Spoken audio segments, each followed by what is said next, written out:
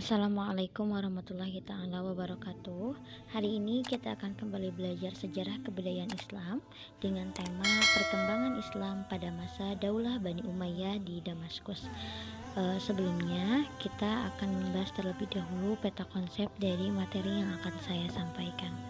Baik, adapun peta konsep dari materi ini kita berfokus terlebih dahulu pada Daulah Bani Umayyah. Nah, untuk pembahasan Daulah Bani Umayyah itu sendiri terbagi menjadi dua sub materi. Untuk sub materi pertama itu tentang sistem pemilihan khalifah melalui garis keturunan atau bagaimana proses pemilihan khalifah Bani Umayyah. Kemudian yang kedua adalah membahas tentang para khalifah Bani Umayyah, juga prestasi-prestasi yang diraih oleh khalifah Bani Umayyah. Oke, selanjutnya kita akan membahas tentang latar belakang Bani Umayyah.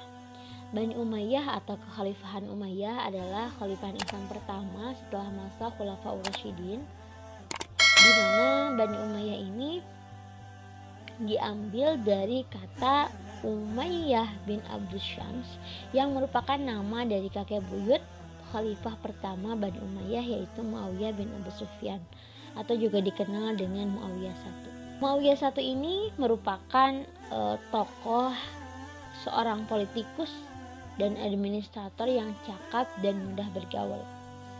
Bani Umayyah berumur 90 tahun terhitung semenjak dipimpinnya Bani Umayyah oleh Muawiyah bin Abi Sufyan, di mana pada masa itu pemerintahan yang bersifat Islamiyah mengalami perubahan menjadi suatu kerajaan turun-temurun atau dinasti.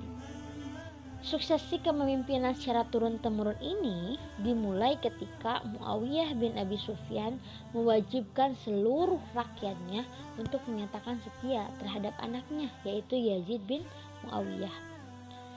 Muawiyah bin Abi Sufyan ini bermaksud mencontoh sistem dinasti di Persia dan Bizantium. Ia memang tetap menggunakan istilah khalifah, namun dia memberikan interpretasi baru untuk mengagungkan jabatannya tersebut. Selanjutnya adalah tentang proses pengangkatan Muawiyah sebagai pemimpin pertama Bani Umayyah, di mana pengangkatan Muawiyah sebagai pemimpin baru umat Islam ini adalah menggantikan Ali bin Abi Thalib yang pada waktu itu menjadi khalifah terakhir Khulafaur Rasyidin. Pada masa itu dipenuhi dengan berbagai intrik politik, di mana pihak Muawiyah mengawali pemerintahannya itu dengan menolak pemerintahan Khalifah Ali. Kemudian terjadilah peperangan di mana Muawiyah ini melakukan perlawanan terhadap Khalifah Ali. Dan kemudian setelah peperangan tersebut, Muawiyah melakukan perdamaian atau tahkim dengan Khalifah Ali. Memang secara politik, cara Muawiyah tersebut sangat menguntungkan pihak Muawiyah karena kekuasaan mereka seharusnya sudah hancur jika Ali bin Abi Thalib tidak menerima tahkim tersebut. Namun lagi-lagi pihak Muawiyah pun diuntungkan dengan pemberontakan yang dilakukan oleh orang-orang Khawarij.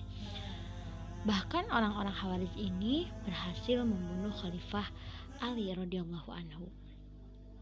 Kemudian pada waktu itu ketika Ali bin Abi Thalib radhiyallahu anhu wafat, dilanjutkanlah kepemimpinannya oleh putranya yang bernama Hasan bin Ali. Tetapi karena pada kepemimpinan Hasan ini tidak memiliki dukungan pemerintahan yang kuat, dan kemudian posisi Hasan bin Ali sebagai khalifah itu sangat terancam oleh pihak Muawiyah, maka semakin kuat kekuasaannya itu di kalangan umat Islam itu adalah pihak Muawiyah itu sendiri, sehingga Muawiyah pun kemudian melakukan perjanjian dengan Hasan bin Ali ini. Perjanjian itu berisi pergantian kepemimpinan, di mana pihak Hasan bin Ali menyerahkan kepemimpinan umat Islam kepada Muawiyah dan diserahkan kepada umat Islam setelah masa Muawiyah berakhir. Kemudian perjanjian itu dibuat tepat pada tahun 661 Masehi dan berbarengan dengan dimulainya jabatan baru oleh Khalifah Bani Umayyah, yaitu Muawiyah bin Abi Sufyan. Kemudian tahun tersebut juga dikenal dengan nama Am Jamaah, karena perjanjian itu mempersatukan kembali umat Islam dalam suatu kepemimpinan atau dalam suatu kepemimpinan politik.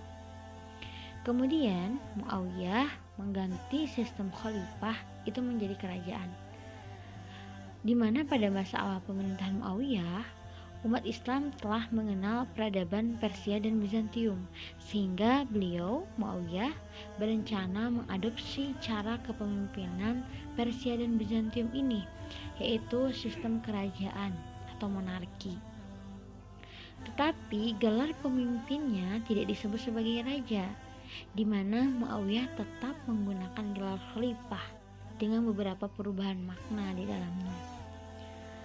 Jika pada masa 4 pemimpin sebelumnya, yaitu pada masa Khulafaur Rasyidin,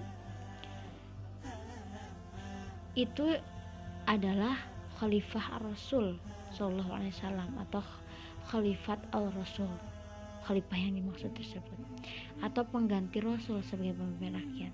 Sedangkan pada masa Bani Umayyah, yang dimaksud dengan khalifah adalah khalifah Allah, yaitu pemimpin atau penguasa yang diangkat oleh Allah. Kemudian pemerintahan Bani Umayyah ini dinisbatkan kepada Umayyah bin Abdul Syam bin Abdul Manaf, seorang tokoh pemimpin suku Quraisy yang sekaligus adalah kakek dari Muawiyah bin Abi Sufyan. Kemudian ia dan pamannya Hashim bin Abdul Manaf selalu berselisih tentang memperebutkan kekuasaan. Kemudian setelah Islam datang, perselisihan antara keduanya terlihat semakin terbuka, di mana Bani Umayyah secara tegas melakukan perlawanan terhadap Rasulullah dan dakwahnya, sedangkan Bani Hashim mendukung Rasulullah SAW. Kemudian Bani Umayyah baru masuk Islam setelah penaklukan kota Mekah. Oke, selanjutnya adalah khalifah-khalifah Bani Umayyah. Di antaranya yang pertama Muawiyah bin Abi Sufyan. Beliau menjabat pada tahun 41 sampai 60 Hijriah. Kemudian yang kedua ada Yazid bin Muawiyah. Beliau adalah anak dari Muawiyah bin Abi Sufyan.